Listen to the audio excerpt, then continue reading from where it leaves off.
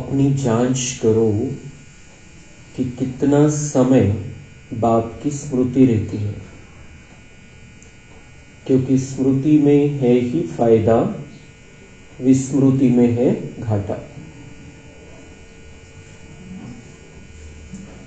प्रश्न, इस पाप आत्माओं की दुनिया में कौन सी बात बिल्कुल असंभव है और क्यों? उत्तर, यहां कोई कहे हम पुण्य आत्मा है, यह बिल्कुल असंभव है, क्योंकि दुनिया ही कलियुगी तमो प्रधान है। मनुष्य जिसको पुण्य का काम समझते हैं वह भी पाप हो जाता है, क्योंकि हर कर्म विकारों के वश हो करते हैं।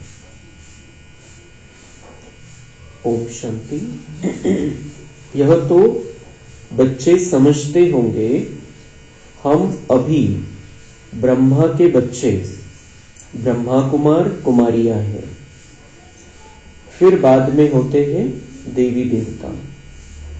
यह तो तुम ही समझते हो, दूसरा कोई नहीं समझते।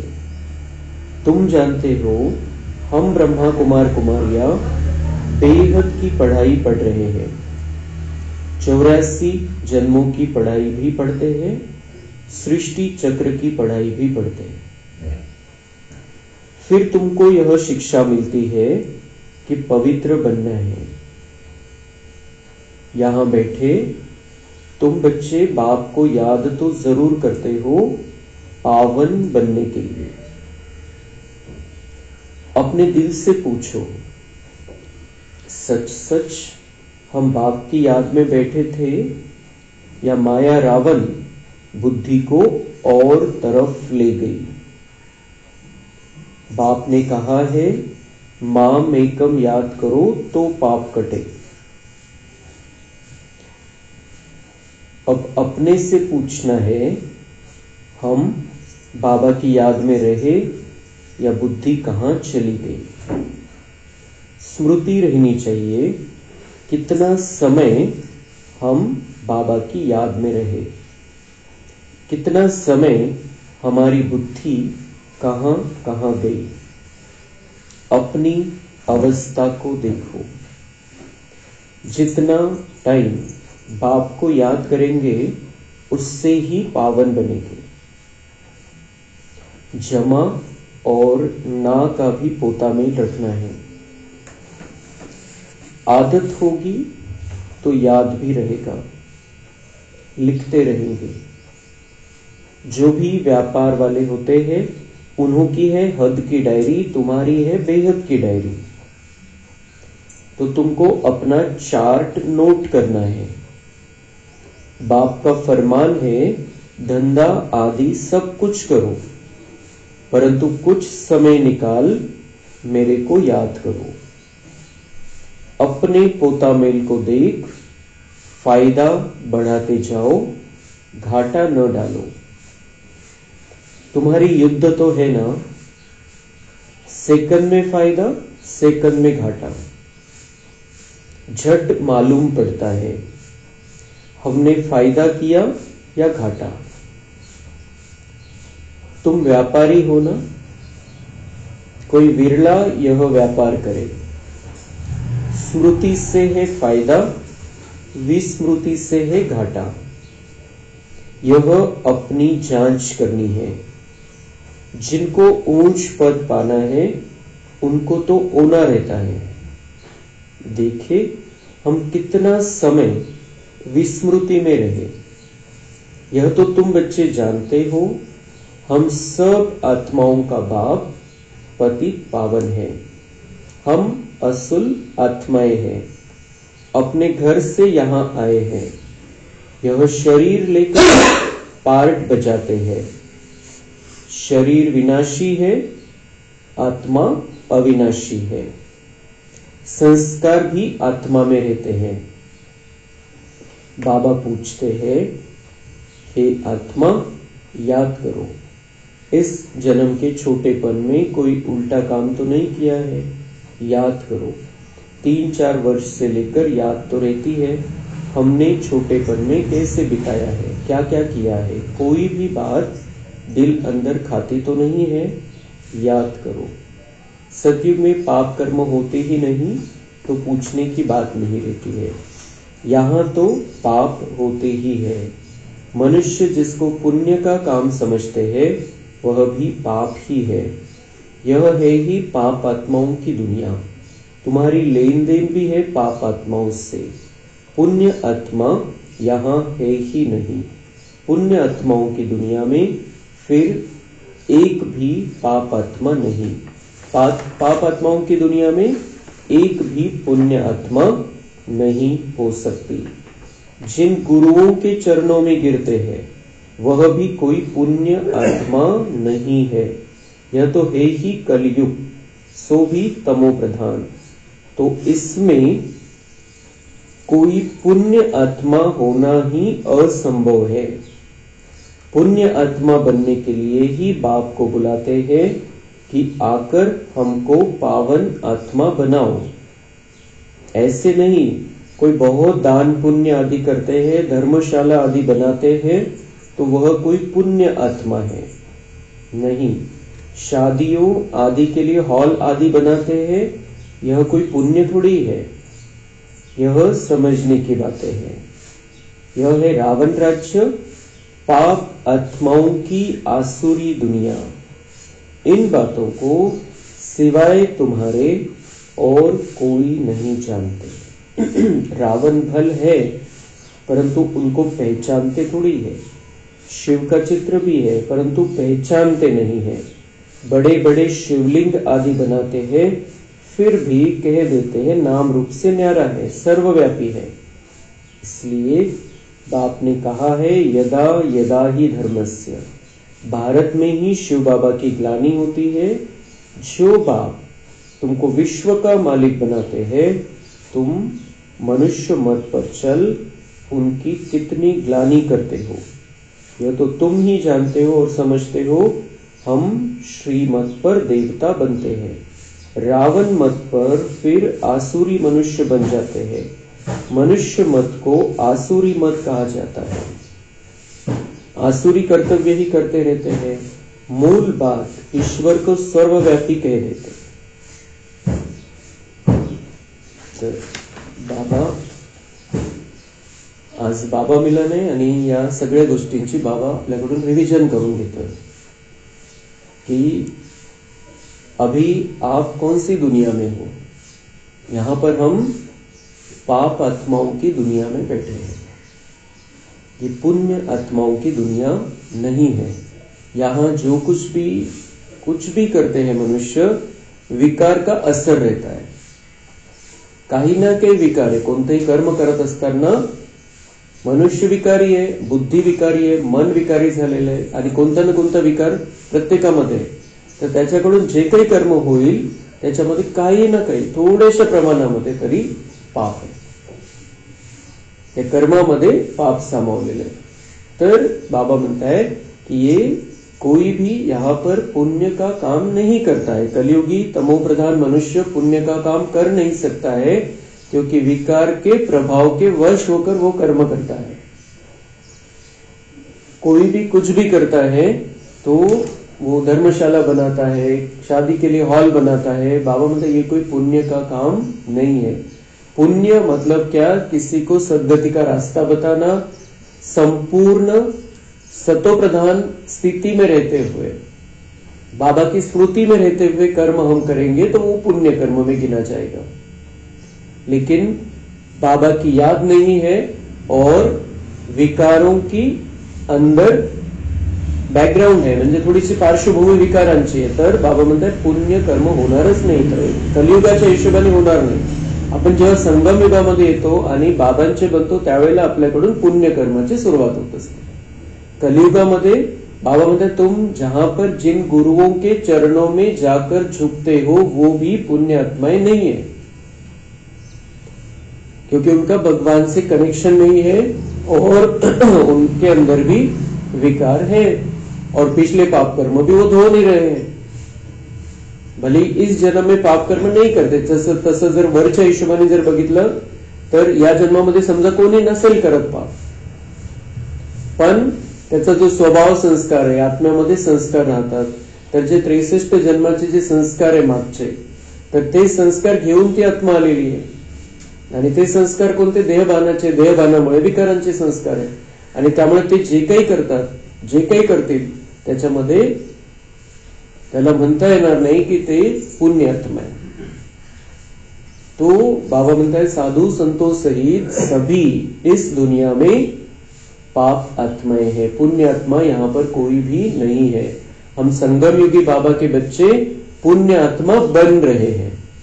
हम भी पूरी रीति से पुण्य आत्मा नहीं है, क्योंकि पिछले पाप कर्म अभी साथ में है. तो कलयुगी जो बाबा से कनेक्शन में नहीं है वो आत्मा है, तो पाप आत्मा ही है. सतयुग में रहने वाले कौन है? सभी पुण्य आत्माएं रहते हैं सतयुग में. बने कब? संगम युग में. तो हम अभी तैयार हो रहे हैं. बाबा में पुण्य आत्मा बना रहा है. हम बाबा को बुलाते हैं, बाबा आते हैं इस धरती पर. किस लिए आता है? पाप आत्माओं को पुण्य आत्मा बनाने के लिए. ईश्वर का प्लान है कि आत्माओं को पावन बनाकर देवता बना देना.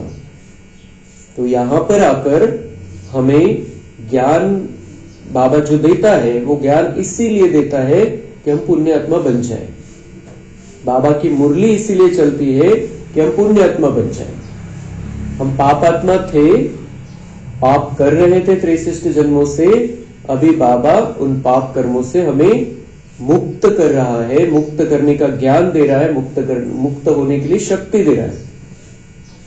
और ये जो ज्ञान हम अपनी अंदर धारण करते हैं, तो हमारे अंदर जो पाप कर्म समाया हुआ है वो खत्म होने लगता है.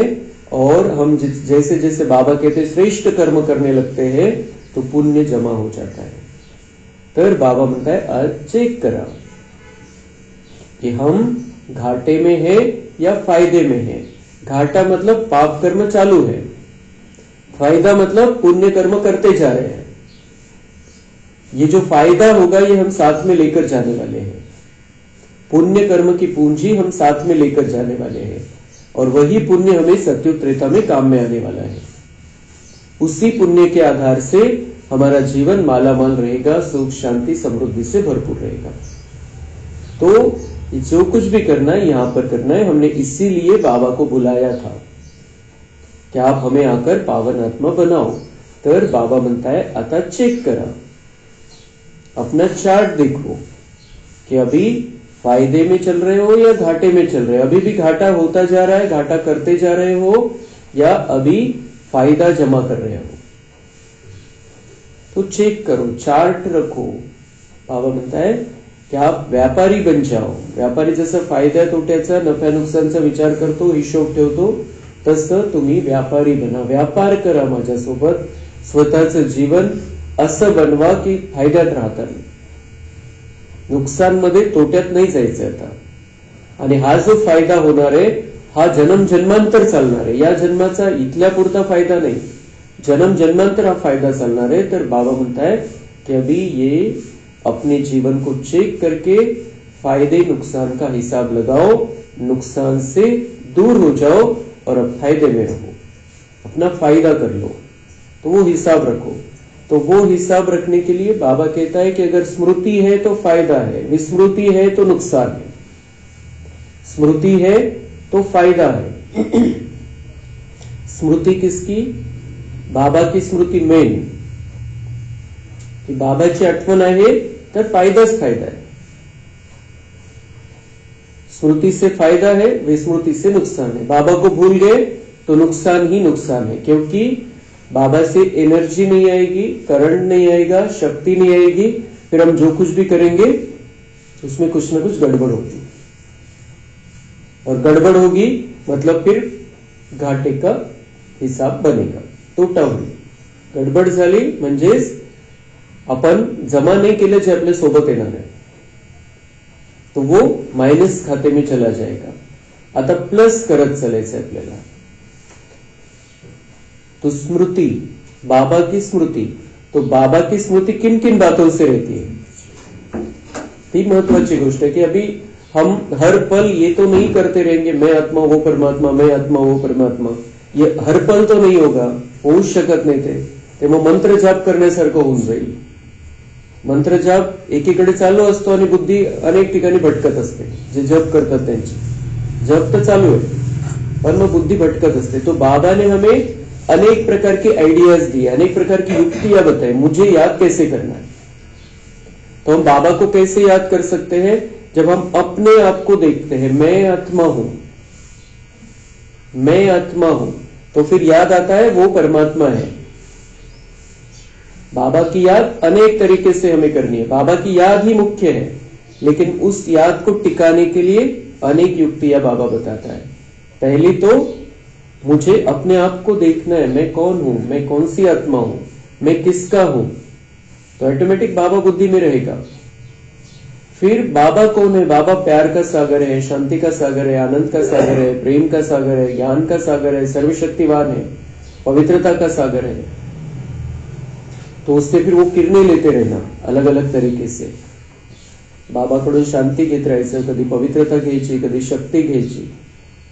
तो वो लेते रहना, बाबा से कनेक्शन में रहना. बाबा से कनेक्शन मतलब बाबा की याद.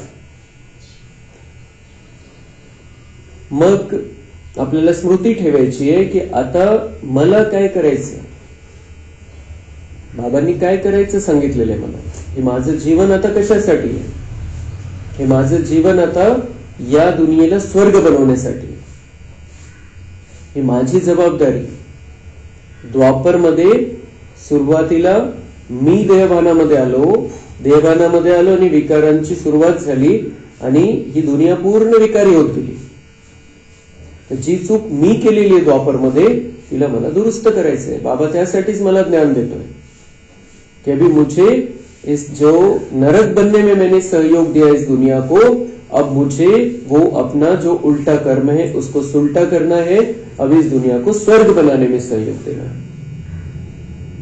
तो यही बात स्मृति में रहेगी तो बाबा ऑटोमेटिक बुद्धि में रहेगा, क्योंकि बाबा ही तो करा रहा है हमसे ये सब.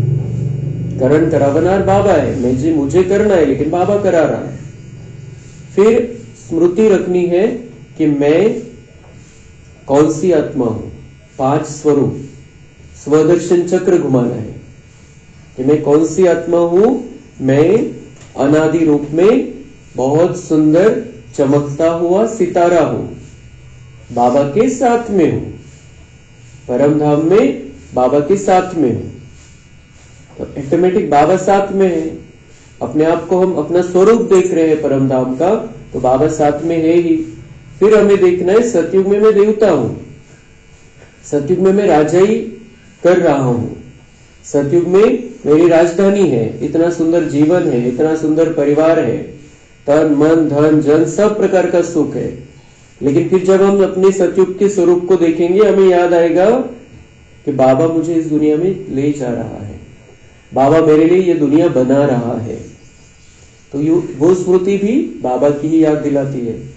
फिर हम याद करेंगे कि मैं पूज्य आत्मा हूं, मंदिरों में मेरी पूजा हो रही है, आज तक भी भक्त लोग मुझे पुकार रहे हैं, मेरे से आशा लगाकर बैठे हुए हैं, मेरी आरती गा रहे हैं, पूजा कर रहे हैं, कीर्तन कर रहे हैं, गायन कर रहे हैं, भजन कर रहे हैं.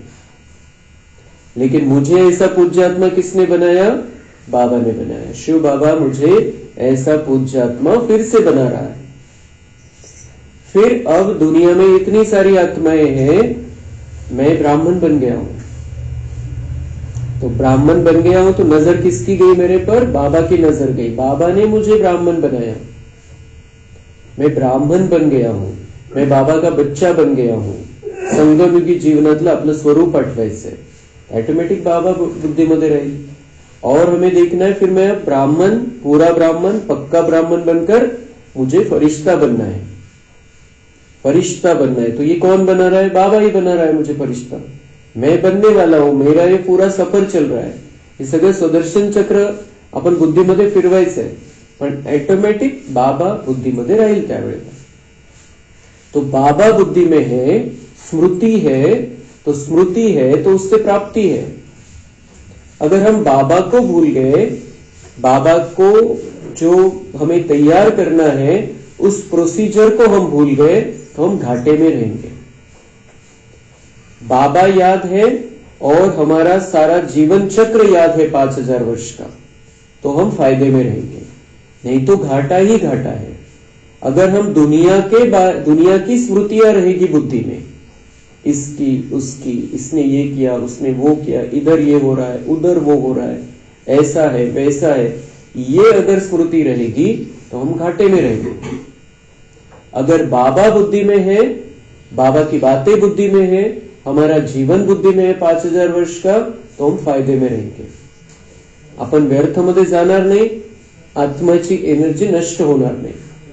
जितकं आपण स्वतःला बघत राहू, जितकं बाबांना बघत राहू, त्या आठवणीमध्ये राहू, तर आपल्यामध्ये ईश्वरीय एनर्जी येत राहील, ईश्वरीय शक्ती आपल्यामध्ये प्रवेश करेल आणि त्या सहित आपलं जीवन चालेल। मग आपण स्वतःला नाही चालवणार, मग बाबा चालवेल आपल्याला। तो ये आज हमें पक्का करना है। आज बाबा मिलन का दिन है, आज हमें पक्का करना है कि अभी आज से आगे का मेरा जीवन फायदे का जीवन होगा। नुकसान का जीवन जी लिया, अब मुझे पक्का व्यापारी बनना है। फायदा कशामध्ये हे बघायचं आहे आणि जो फायदा परमनंट आहे तो फायदा जमा करायचा। अल्पकाळाचा फायद्याचा विचार नहीं करायचा है। अभी मुझे बाबा की स्मृति में रहते हुए, अपनी जीवन की स्मृति में रहते हुए, दुनिया को पलटने की स्मृति में रहते हुए, सृष्टि चक्र का ज्ञान बुद्धि में रखते हुए मुझे अब पुण्य का खाता अपना जमा करना है और उसके लिए स्मृतियों को बढ़ाना है। जो स्मृतियां बाबा दिलाता है, जो दिलाई है, जो दिलाएगा यहां से आगे, उन्हीं स्मृति में रहना है। दुनिया की बातों में हमें नहीं जाना है।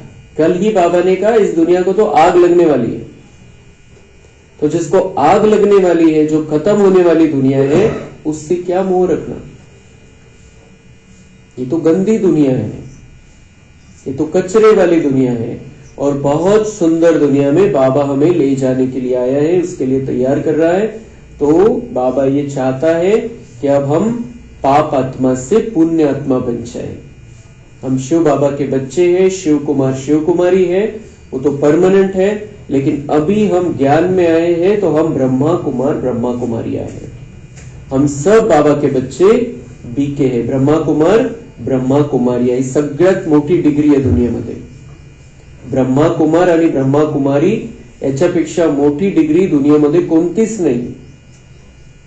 देवता की डिग्री भी हमारे से नीचे है, क्योंकि हम इस समय डायरेक्ट भगवान के बच्चे हैं, डायरेक्ट जिसके द्वारा भगवान कार्य कर रहा है उस ब्रह्मा के बच्चे बने हैं। तो इससे बड़ी डिग्री दुनिया में कोई भी नहीं है।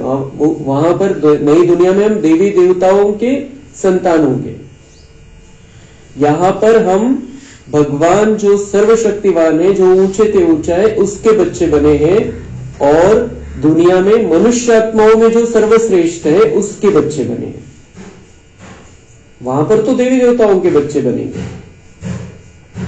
तो इसलिए ये इस डिग्री को कभी नहीं भूलना है कि बाबा ने हमें ये डिग्री दी है, तो उस डिग्री की हमें लाज रखनी है। ब्रह्मा कुमार ब्रह्मा कुमारी जीवन हमारा होना चाहिए। ऐसे नहीं कि जो समर्पित हुए उनका ही वो जीवन है ब्रह्मा कुमार ब्रह्मा कुमारी का जीवन।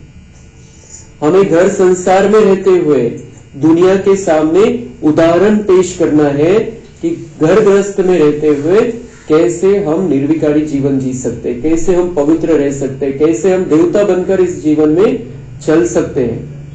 ये दुनिया के सामने उदाहरण देणे। कारण दीदींनी वगैरे सांगितलं तर ते म्हणतात की तुमचं जीवन तर वेगळं आहे, तुम्हाला काय माहिती संसारामध्ये काय काय होतं, तुम्ही तर त्याच्यापासून अलिप्त है, ऐसा बोल देते हैं।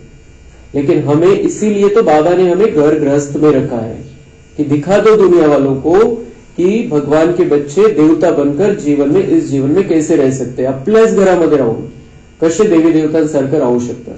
सगळ्या प्रकारच्या लप्प्यामध्ये, सगळ्या प्रकारच्या प्रॉब्लेममध्ये, सगळ्या प्रकारच्या संकटामध्ये पण देवतासारखे कसे राहू शकतात। सेंटरवरती जे राहतात, समर्पित होऊन राहतात, त्यांना वेगळ्या प्रकारचे प्रॉब्लेम आहे सेवेचे।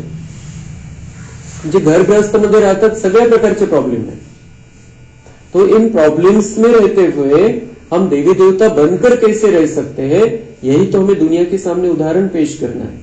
कारण बाबांना काय बनवायचं आहे, बाबांना पवित्र गृहस्थ आश्रम बनवायचा आहे, घरामध्ये राहून देवतासारखं राहायचंय, अशी ती दुनिया बाबांना बनवायची। तो ती प्रैक्टिस तो इथं करावी लागेल। तो आज बाबा मिलन के दिन हमें ये बिल्कुल पक्का करना है कि अभी मेरा जो जीवन है ये बदला हुआ जीवन होगा। आज से मैं नहीं, मैं नया मैं बन गया हूं। जो मैं था वो मैं खत्म, आज से मैं नया मैं बन गया हूं। ये हमें अपने आप को और बाबा के सामने पक्का करना पड़ेगा। इसको खुद से भी निश्चय और बाबा के सामने भी निश्चय करना पड़ेगा। बाबा वरदान दे देगा हमें कि मुझे अब मेरे अंदर संपूर्ण रीति से नयापन लाना है, मुझे नया बन जाना है। पाप आत्मा से पुण्य आत्मा बनने की ये प्रोसीजर है, उसमें मैं पूरी रीति से शामिल हो गया हूं और अब मुझे पुण्य आत्मा बनकर रहना है। अब मुझे बाकी सारी स्मृतियों को डिलीट कर देना है। जे सगळं मग ते जे सगळं भरलेलं असतं मध्ये, जसं मोबाईल मध्ये खूप जास्त भरलं गेलं, खूप जास्त लोड झाला तर मोबाईल हँग होतो, तशी आपली बुद्धी पण हँग होऊन जाते। वेगवेगळे काही अनेक प्रकारचे प्रॉब्लेम भरलेले हैं बुद्धीमध्ये। तो अब उन सारी स्मृतियों को अब डिलीट कर देना है। मेमरी चांगली मेमरी ठेवायची, फक्त काय सेव्ह करून ठेवायचंय जे चांगलं आहे, जे बाबा सांगतो आपल्याला, बाकी सगळं डिलीट करून टाकायचंय। म्हणजे मन बुद्धी आपली हँग होणार नाही, अपन हलचल मध्ये येणार नहीं, परेशान होणार नहीं। तो आज बाबा मिलन के दिन हमें ये अपने आप को पक्का कराना है। मेरा जीवन आज से अब ये संगम युगी ब्रह्मा कुमार ब्रह्मा कुमारी वाला जीवन है और मुझे देवताओं जैसे यहाँ पर रहकर दिखाना है, दुनिया वालों को भी और बाबा को भी।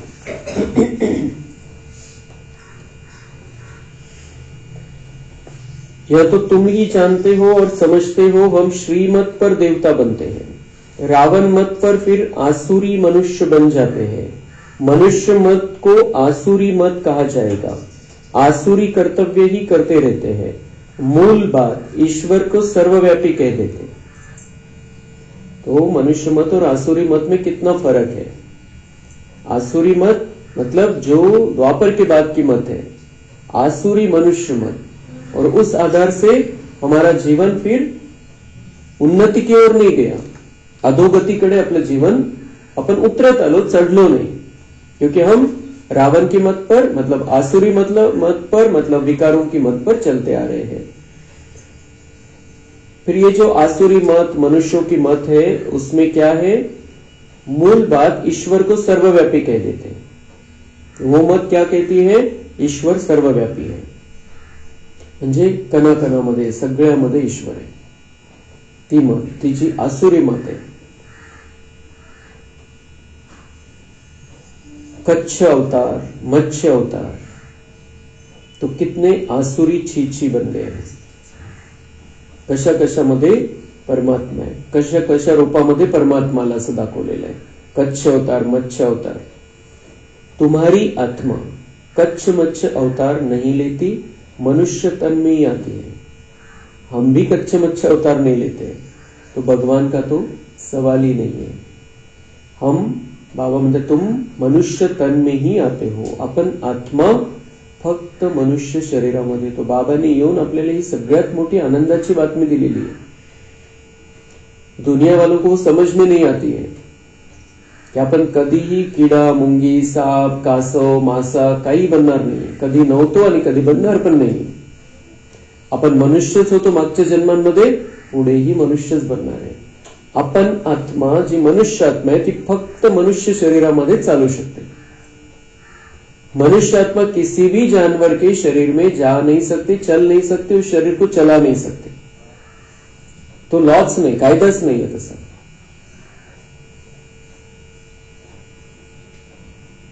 अभी तुम समझते हो हम कोई कच्चे मच्छे थोड़ी बनते हैं, 84 लाख योनि थोड़ी लेते हैं।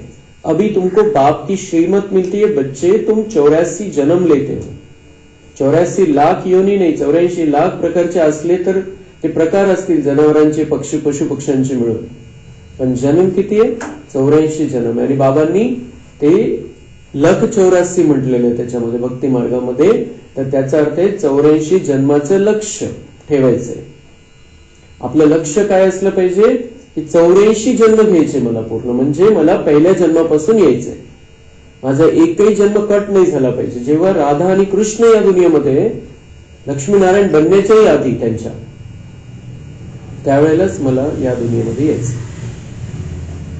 84 जन्म मुझे पूरे लेने. तो लक्ष्य रखना है 84 का, तो उसकी तयारी करनी.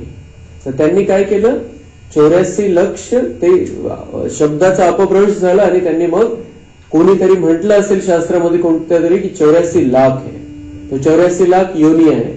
म्हणजे त्याला ते एक शब्द आला कोणीतरी काढला आणि त्याचा वेगवेगळ्या प्रकारे आपल्या आपल्या पद्धतीने त्यांनी त्याचे अर्थ लावले, शब्द बदलून घेतला. तो लेकिन बाबा आकर हमें ये सच बताता है कि ये 5000 वर्ष में हम मनुष्य रूप में ही जन्म लेते हैं और ज्यादा से ज्यादा 84 जन्म है. तो 84 और 84 लाख का क्या परसेंटेज कहेंगे. म्हणजे त्यांनी 84 लाख म्हटलं आणि बाबा म्हणताय 84. तर बाबा म्हणते कशी टक्केवारी लावणार याची, किती खोटं आणि किती खरं. तो झूठ तो पूरा झूठ, सच की रत्ती नाही. या गोष्टीमध्ये बाबा म्हणतात हे पुरा झूठ आहे. सत्य काय आहे की 84 जन्म आहे आणि त्यांनी काय म्हटलं 84 लाख योनियों में घूमना है. किती घोटाळा आणि किती खोटं आहे.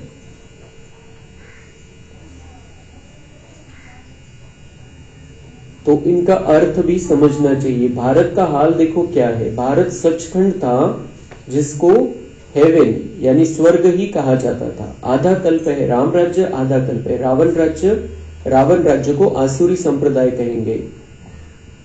कितना कड़ा अक्षर है. बाबा म्हणतात किती कडू आणि किती कडक अक्षर आहे की द्वापर युगापासून तुम्ही कुठे राहताय, राक्षसी दुनियेमध्ये राहताय, राक्षसांच्या संप्रदायामध्ये राहताय. राक्षस असं कुठे काही राक्षसांची दुनिया नाहीये. एकही राक्षसांची जर दुनिया असती तर ते राक्षस इथं येऊन त्यांनी सांगितलं असतं आम्ही तिकडे राहतोय तिथे, आणि ते त्यांनी इथं येऊन पण कब्जा करायचा प्रयत्न केला असता. राक्षस जर आता दुसरीकडे कुठेतरी कोणती तरी त्यांची वेगळी दुनिया असती तर. लेकिन हम यहां पर देखते हैं यहां पर मनुष्य राक्षस बन गया है विकारों के कारण. ते जे इतके गुन्हे करताय, वेगवेगळ्या प्रकारचे गुन्हे आपण बघतो ऐकतो, समजतं आपल्याला कुठे काय होतंय. आतंकवादी, वेगवेगळ्या प्रकारचे खून अपहरण, किती कशा कशा प्रकारचे गुन्हे. तर हे राक्षस नाही तर कोण राक्षस है. और जिसके अंदर भी विकार है वो भी राक्षसी प्रवृत्ति है.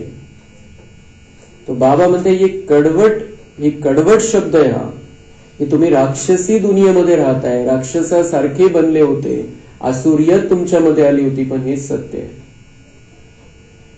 अभी बाबा हमें आसुरी संप्रदाय से देवता संप्रदाय, ईश्वरीय संप्रदाय का बनाते हैं. फिर हम बहुत सुंदर रीति से अपने आप को समझाकर अपना भाग्य बना लेते हैं.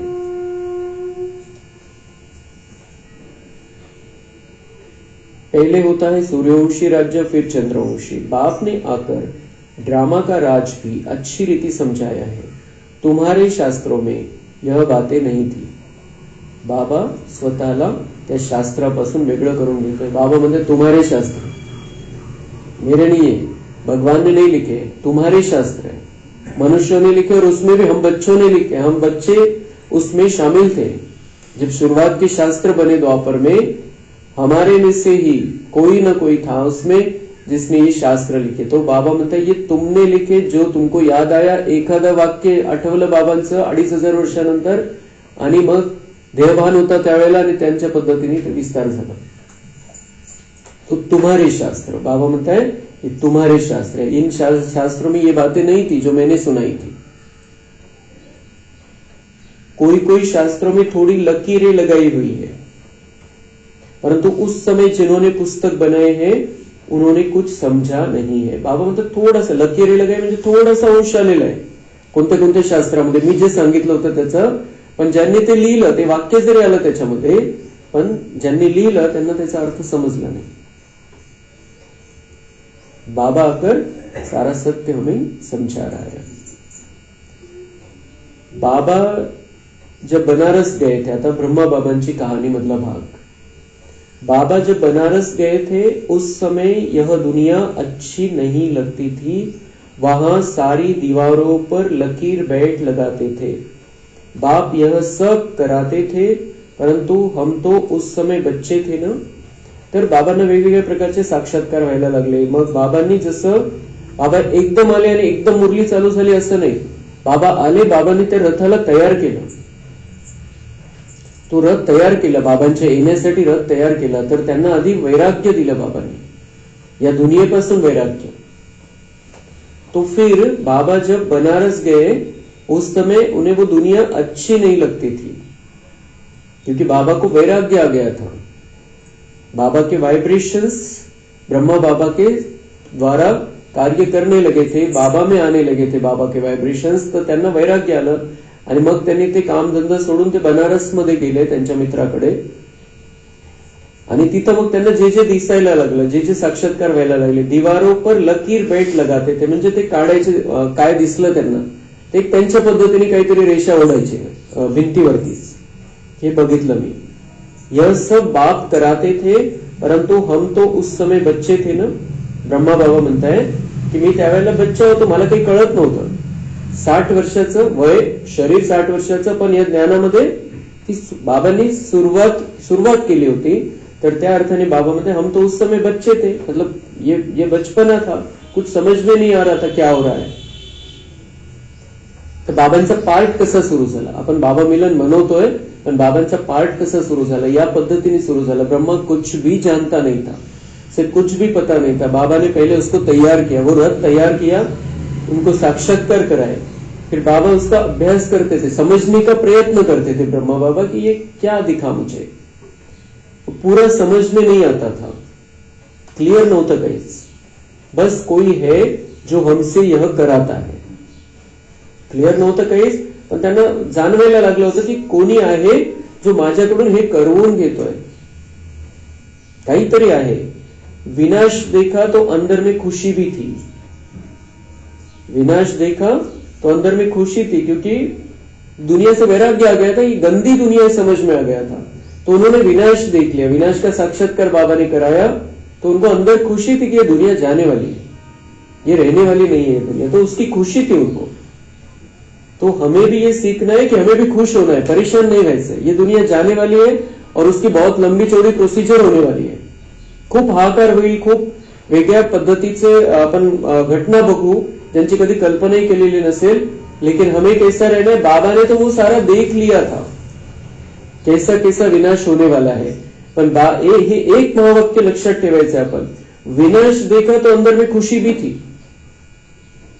उन्होंने विनाश देखा, अंदर खुशी थी। किती भयानक सीन बघितले होते त्यांनी, मोठे मोठे अनुभव ते पडताय, कुठे मारकाट होतीये, दंगल उसळलेले खूप मोठे मोठे भयानक, उन्होंने वो देख लिया था। लेकिन क्या कह रहा है ब्रह्मा बाबा, उसकी खुशी थी, क्योंकि ये दुनिया अच्छी नहीं है, चांगलं होईल, खत्म हो जाएगी। तो हमें भी जो कुछ भी हम देखेंगे बाहर सीन, कोणती बातमी येईल, कोणती न्यूज येईल, काही समजेल आपल्याला। आपण असं थोडीशी घटना झाली तर कसं तरी व्हायला लागतं मनामध्ये, बुद्धीमध्ये। लेकिन हमें अपने आप को इतना हिम्मतवान बनाना, इतना शूर बनाना है, चाहे कुछ भी मुझे पता चले, मैं मास्टर सर्वशक्तिवान हूं, सर्वशक्तिवान की मैं संतान हूं, इतकी हिम्मत ठेवायची, इतकं अभय बनायचंय, निर्भय बनायचंय। खुश होना है कि बाबा ने जो कहा है वो हो रहा है, और इसके बाद तो अच्छा ही होने वाला है। अगर ये खत्म नहीं होगी दुनिया तो नई कैसे आएगी। एक ही बाबा ने अपना अनुभव बताया, उसको हमें सदा बुद्धि में रखना है। विनाश देखा, मैं खुश था। आता ते त्यामध्ये ज्यांना काही त्रास होईल ते विनाशामध्ये, त्यावेळेला आपल्याला सेवा करायची, ती गोष्ट वेगळी है कि हम उनको सकाश देंगे, उनको शांति देंगे, उनके लिए दुआ करेंगे, उन्हें शुभ भावना देंगे। वो सब बातें हम तब कर सकेंगे जब हम अभय और निर्भय हैं, जब हमने हिम्मत पकड़ी है तब उनको मदद कर सकेंगे। तो ये हिम्मतवान बनने के लिए हमें अपने आप को समझा देना है, आज समझा देना है। आज बाबा हमें अनेक तरीकों से वरदानों से भरपूर करने के लिए आता है, हमें वो करना चाहिए। हम जितना अपने आप को तैयार करके बाबा के सामने बैठे, बाबा हमें वरदानों से भरपूर कर देगा। आज हमें वरदान लेना है कि अब मुझे नया बनना है आज से। दूसरा वरदान बाबा से लेना है, मैं हिम्मतवान आत्मा हूं, मैं निर्भय हूं, मैं अचल अडोल हूं।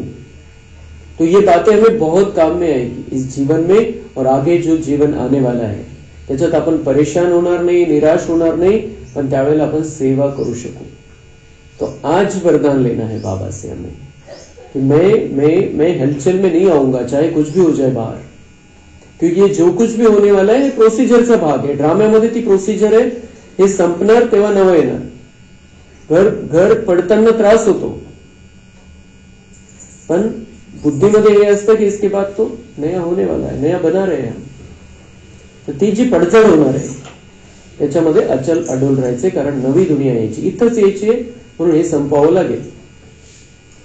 तो विनाश देखा तो अंदर में खुशी भी थी, रात को सोते थे तो भी जैसे उड़ते रहते थे।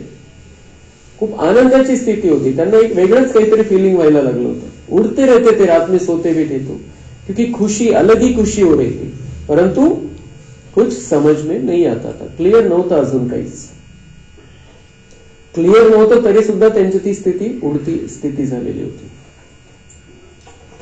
तो ऐसे ऐसे लकीरें खींचते रहते थे, कोई ताकत है जिसने प्रवेश किया है। त्यांना जाणवायला लागलं होतं कोई ताकत है, कोई शक्ति है जिसने मेरे में प्रवेश किया है, त्यांना जाणवायला लागलं होतं। हम वंडर खाते थे, ब्रह्मा बाबा म्हणताय मुझे आश्चर्य लगता था कि हो क्या रहा है, नेमकं काय चाललेलं आहे, पण एक आनंद अनोखा होता। पहले तो धंधा आदि करते थे, फिर क्या हुआ, कोई को देखते थे और झट ध्यान में चले जाते। धंदा करणारा व्यक्ती अचानक काय झालं जीवनामध्ये परिवर्तन, कोणालाही दृष्टी द्यायची तो समोरचं ध्यानामध्ये चाललं जायचं। झट ध्यान में कहता था ये क्या होता है, जिसको देखता हूं उनकी आंखें बंद हो जाती है। ज्यांना दृष्टी देत होते त्याचे डोळे बंद व्हायचे आणि तो त्याला साक्षात्कार व्हायला लागले। कुछ ब्रह्मा को कुछ समझ में नहीं आ रहा था ये क्या हो रहा है। पूछते थे क्या देखा, तो कहते थे वैकुंठ देखा, कृष्ण देखा। साक्षात्कार कशाचे व्हायचे, वैकुंठाचे व्हायचे, श्रीकृष्णाचे साक्षात्कार व्हायचे। ब्रह्मा बाबा दृष्टी द्यायचे, त्याचे डोळे बंद व्हायचे आणि साक्षात्कार। तो ये सब शिव बाबा करा रहा था। यह भी सब समझने की बातें हुई ना, इसलिए सब कुछ छोड़कर बनारस चले गए समझने लिए। तो बनारस क्यों गए थे बाबा, क्योंकि ये सब कुछ होने लगा था, उनको समझ में नहीं आलं, त्यांना एकांत पाहिजे होता, म्हणून मग बनारसमध्ये त्यांच्या मित्राकडे ते जाऊन राहिले काही दिवस। सारा दिन बैठा रहता था, पेन्सिल और दीवार, और कोई धंदा ही नाही। काय काय दिसलं ते सगळं ते पेन्सिल घ्यायचे आणि भिंतीवर रेखाटणं चालू होतं। म्हणजे पेन नव्हता, पेन्सिल होती, ते खोडायचे, पुन्हा दुसरं जे काही झालं ते पुन्हा ते त्याच्यावर आखत बसायचे, काय काय बघितलं। बेबी थे ना, तो बाबा मतलब पेन नव्हता, पेन्सिल होती, बच्चा था मैं, छोटा बच्चा था। तो ऐसे ऐसे जब देखा तो समझा अब यह कुछ करना नहीं है। त्यांना पूर्ण वैराग्याला हे सगळं बाबा दाखवत होते, तयार करत होते। मग ते जर बाबा येत आहे आणि त्यांचा धंदा चाललेला आहे तो वो तो होना नहीं था। तो उनको बाबा ने प्रेरणा दी कि अभी ये कुछ करना नहीं, अभी धंदा बंद करना है। जे हिऱ्यांचा व्यापार होता ते पहिल्या 10 जणांमध्ये असतील त्यावेळेला भारतातले श्रीमंत, इतका मोठा त्यांचा व्यापार होता हिऱ्यांचा। लेकिन उन्होंने जब ये देखा, बाबा ने उनको प्रेरणा दी कि अभी ये सब कुछ करना नहीं है, धंदा आदि छोड़ना पडेगा। मग त्यांनी त्यांच्या पार्टनरला सांगितलं की जो काही हिशोब मला येत असेल माझ्या वाटेला तो देऊन टाक, बस। हिशोब बघितला नाही, इतका मोठा हिशोब त्यावेळेचा, पण त्याने एक पैशाचा हिशोब बघितला नाही। त्यांनी कसा हिशोब लावला, जे दिलं ते घेतलं, छोड़ दिया उन्होंने। खुशी थी यह गदाई छोड़नी है। किस बात की खुशी थी, गदाई की, गदाई छोड़ रहे। गदाई म्हणजे गाढवासारखं जीवन, म्हणजे ओझं वाहन, मेहनत वाला जीवन। रावण राज्य है ना, रावण पर गधे का शीश दिखाते हैं ना, तो ख्याल हुआ यह राजा ही नहीं गदाई है। काय होतं, त्यांचं राजेशाही जीवन होतं त्यावेळेला, राजेशाही थाट होता। सगळे त्यांना असा आदर सन्मान द्यायचे की जेवढं राजाला मिळत होतं। आणि धंदा त्यांचा रॉयल होता, खूप चांगला इमानदारीने धंदा करायचे, त्यामुळे त्याच्यामध्ये पण त्यांची शान होती वेगळी। पण त्यांना वाटायला लागलं की राजाही नाही आहे, गदाई आहे। गधा घड़ी घड़ी मिट्टी में लथेड़ कर धोबी के कपड़े सब खराब कर देता है. धोबी गाढवाला वापरायचे त्यावेळेला जो भी सामान उनका कपड़े वगैरह लेकर जाना है. लेकिन गधा क्या करता है, वो ये कपडे धोकर लाते हैं और गधा त्याच्या सवयीप्रमाणे तो मातीमध्येच लोळणार, तर कपडे पण खराब, धोब्याचे कपडे खराब करतो. तो ऐसे जीवन ऐसा हो गया था कि हम विकार हमें लथेड रहे थे. विकारांच्या मातीमध्ये आपण धूळ खात होतो. त्या वेगवेगळ्या पद्धतीने विकारांच्या वश होऊन अपन आपलं जीवन खराब करून घेत होतो. हे त्यांना जाणीव झाली कि बहुत अच्छा है, सब कुछ अच्छा है, लेकिन फिर भी विकारों का प्रभाव है. तो ये गदाई वाला जीवन है.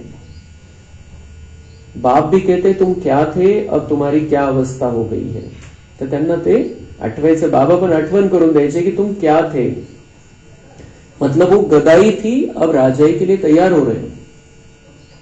तो हमें भी अब अपनी राजाई के लिए तैयार होना है. गदाई वाला जीवन हमें छोड़ना है. वो जो हमें कर्म करना है, धंधा करना है, वो करना है, लेकिन हमें संपूर्ण रीति से बाबा पर समर्पित होकर ये करना है. ब्रह्मा बाबा तो रथ था बाबा का, इसलिए बाबा ने उनको सब कुछ छोड़ने की प्रेरणा दी. लेकिन हमें जीवन में रहते हुए सब कुछ करते हुए दुनिया के सामने उदाहरण पेश करना है कि सब कुछ करते हुए, कामकाज संभालते हुए भी हम देवता वाला जीवन जी सकते, राजाई की तैयारी कर सकते हैं. तो यह बाप ही बैठ समझाते हैं और यह दादा भी समझाते हैं. दोनों का चलता रहता है. तो ये सारी बातें हमें बाबा भी समझाते हैं. बीच बीच में मुरली में दादा भी, ब्रह्मा बाबा भी कुछ अपना अनुभव सुनाते हैं. बाबा ये मुरली चलती रहती है, इनका हमारा दोनों का चलता रहता है. हे जे महावाक्य आहे, कधी ब्रह्मा बाबा त्यांचा अनुभव सांगतात आणि शिवबाबा बाकीचं सगळं जे मेन ज्ञान आहे ते शिवबाबा देतात. अच्छा, मीठे मीठे सिक्के लदे बच्चों प्रति माता पिता बाप दादा का याद प्यार और गुड मॉर्निंग. रूहानी बाप की रूहानी बच्चों को नमस्ते. हम रूहानी बच्चों की रूहानी बाप दादा को याद प्यार गुड मॉर्निंग नमस्ते. वहाँ बाबा वहाँ, शुक्रिया बाबा शुक्रिया. धारणा के लिए मुख्य सार है, अपनी बेहद की डायरी में चार्ट नोट करना है कि हमने याद में रहकर कितना फायदा बढ़ाया. घाटा तो नहीं पड़ा. याद के समय बुद्धि कहाँ कहाँ गई. इस जन्म में छोटेपन में हमसे कौन से उल्टे कर्म अथवा पाप हुए हैं वह नोट करना है. जिस बात में दिल खाती है उसे बाप को सुनाकर हल्का हो जाना है. अब कोई भी पाप का काम नहीं करना है. वरदान है, कर्म बंधन को सेवा के बंधन में परिवर्तन कर सर्व से न्यारे और परमात्मा प्यारे भव. बहुत सुंदर वरदान. बाबा मिलन के समय तो बाबा हमें वरदान देंगे, अनेक प्रकार के वरदान देंगे, लेकिन आज सुबह सुबह बाबा ने बहुत सुंदर वरदान दिया है जो हमें संसार में रहते हुए बहुत काम में आएगा. परमात्मा प्यार ब्राह्मण जीवन का आधार है, लेकिन वह तब मिलेगा जब न्यारे बनेंगे. बाबा का प्यार तो हमारे लिए है, वो बरसता है, लेकिन हमें अनुभव कब होगा उसका, जब हम न्यारे बनेंगे. म्हणजे सगळ्यांसोबत राहून सगळं करत असताना न्यारी स्थिती. अगर प्रवृत्ति में रहते हो तो सेवा के लिए रहते हो. न्यारा रहना मतलब प्रवृत्ति में, संसार में रह रहे, अपने परिवार में रह रहे हैं, कुटुंब में, फैमिली में रह रहे अपने, लेकिन क्यों रहना है, सेवा के लिए रहना. न्यारी स्थिति मतलब सेवा पर है हम. कभी भी यह नहीं समझो कि हिसाब किताब है, कर्म बंधन है, लेकिन सेवा है. ज्ञान है तो ज्ञानी आत्मा समजते हैं, जर कोणी काही चुकीचं केलं, चांगलं बोललं नाही आपल्याशी चांगलं बोललं नाही, आपल्याविषयी दुसऱ्यांना काही वेगळं उलट पालट सांगितलं, काहीतरी उलट पालट चाललेलं आहे, तोंडावर वेगळं बोलताय, पाठीमागे वेगळं बोलताय, तर हमें ज्ञान है तो हम क्या समझते हैं, ये हिसाब किताब है, सब ये तो होता रहेगा, चालत रहेल. त्याच्यामध्ये निगेटिव्हिटी आहे. हिसाब किताब हे ज्ञान के आधार से तो ठीक है की हिसाब किताब है, हिशोब आहे म्हणून तो निघतोय, हे तर आहे, पण ते ज्ञान म्हणून ठीक आहे, ज्ञान आहे ठीक आहे, तेवढ्या पुरतच ठेवायचंय त्याला. पण आपली स्थिती काय पाहिजे, कि ये हिसाब किताब नहीं, सेवा है बस। मुझे सेवा मिली हुई है, हिसाब है वो निकल रहा है तो ऑटोमेटिक चलने लगती प्रोसीजर। लेकिन मेरा काम क्या है, मैं सेवा पर हूं। अगर कोई मुझे गलत बोलता है, मेरी सेवा क्या है उसमें, मुझे उसे अच्छा ही बोलना है, मुझे उसके प्रति शुभ भावना रखनी। कोणी का असत नाही आपल्या घरातलं, शुभ भावना रखनी है, अच्छा बोलना है, मैं सेवा पर हूं। कर्मबंधन हिशोब है म्हणून ते असं बोलतायत, काहीच नाही। कुछ भी वो मन में लाना नहीं है, वो ज्ञान है हमें क्यों हो रहा है। लेकिन जब हम चल रहे, जब जीवन जी रहे हैं, जब हम फैमिली में है, साथ में है, तो यही समझना है कि ये सेवा है, मुझे अब सेवा करनी है। अगर कोई आत्मा कमजोर है, मुझे उसे शक्ति देनी है, उसे शांति देनी है, प्यार देना है, बाबा के वाइब्रेशन देने हैं, शुभ भावना रखनी है, समय पर सहयोग देना है, मदद करनी है, हिम्मत बढ़ानी है, ये सब कुछ मुझे करना है। वो मेरे बारे में कैसा भी सोचे, कैसा भी बोले, मुझे ये सोचकर चुप नहीं होना है की हिशोब निघतोय, कारण मग चांगले व्हायब्रेशन नाही जाणार। आपण जरी स्थिर राहू पण त्यांना चांगले व्हायब्रेशन नाही जाणार आपल्याकडून, मग दुआ पण नहीं मिलना। तो अगर दुआ कमानी है हमें, तो हमें यही समझना है कि मुझे ये सेवा है, सेवा स्थान है मेरे लिए। सेवा के बंधन में बंधने से कर्म बंधन खत्म हो जाता है। बंधन कौन सा बांधो अभी, बाबा बोलता है सेवा का बंधन। तो कर्म बंधन जो है, कर्म बंधन के कारण हिसाब है, ये ज्ञान है, वो जो कर्म बंधन है वो भी खत्म हो जाएगा। सेवा के बंधन में बांध लो कि मुझे ये सेवा मिली हुई है। सेवा भाव नहीं तो कर्म बंधन खींचता है, सेवा भाव नहीं तो ते कर्म बंधनामध्ये अटकून बसाल। जहां कर्म बंधन है वहां दुख की लहर है, सेवा के बंधन में खुशी है। इसलिए कर्म बंधन को सेवा के बंधन में परिवर्तन कर न्यारे प्यारे रहो तो परमात्मा प्यारे बन जाएंगे। तो वो दुख की लहर है, कर्म बंधन है तो दुख की लहर है, लेकिन सेवा का बंधन है तो उसमें खुशी है कि मुझे सेवा मिली हुई है, मुझे सेवा करनी है, मुझे सेवा से ही तो पुण्य जमा करने का चांस है, पुण्य आत्मा बन रही हूं मैं, तो मुझे सेवा से पुण्य कमाना है, तो ये तो चांस है, मुझे पुण्य कमाना है। तो बाबा मुझे उसमें खुशी मिलेगी और न्यारे और प्यारे रहेंगे। और जो न्यारे और प्यारे रहते हैं मतलब त्याच्यामध्ये अटकणार नहीं, न्यारे रहेंगे तो सबके प्यारे बन जाएंगे, बाबा के प्यारे बन जाएंगे, तो फिर बाबा से वो प्यार का अनुभव होता रहेगा। तो खास अनुभव होईल कि बाबा माझ्यावर खूप प्रेम करतो। स्लोगन है, श्रेष्ठ आत्मा वह है जो स्वस्थिति द्वारा हर परिस्थिति को पार कर ले। श्रेष्ठ आत्मा वह है जो स्वस्थिति द्वारा हर परिस्थिति को पार कर ले। परिस्थिती कितनी भी बड़ी हो, कितनी भी कठीण हो, लेकिन अगर स्वस्थिती अच्छी, आपण स्वतःची स्थिती चांगली ठेवलेली, श्रेष्ठ ठेवलेली आहे, ज्ञानयुक्त स्थिती आहे, सगळ्या स्मृती आपल्याला आहे, सगळ्या आठवणीमध्ये आपण याचे बाबांनी सांगितलेले आहे, अपनी बाप की, ड्रामा की, सृष्टि चक्र की, स्वदर्शन चक्र की स्मृति अगर है, स्थिति अगर हमने सेट की हुई उस हिसाब से, तो परिस्थिति को, किसी भी परिस्थिति को पार कर लेंगे। सगळ्या संकटामधून, सगळ्या प्रॉब्लेम मधून अपन मुक्त हो। स्थिति चांगली ठेवायची। आज दिन भर भी हमें अपनी स्थिति को बहुत अच्छा रखना है, और जो बाबा ने होमवर्क दिया है पिछले मुरली में, पिछले मिलन की मुरली में, चेहरा और चलन, उसके द्वारा हमें सेवा करके दिखानी है। चेहरे से रूहानियत दिखाई देनी चाहिए, मुस्कुराहट रहनी चाहिए, नाराजगी नहीं, निराशा नहीं, उदासी नहीं, कमजोरी नहीं, चलन देवताओं जैसी रहनी चाहिए। तो स्थिति अच्छी रखनी है आज दिन भर, तो बाबा हमें वरदानों से भरपूर करेगा। खास बाबा मिलन का अनुभव हमें होगा कि हम सचमुच में भगवान से मिल लिए। अच्छा, ओम शांति।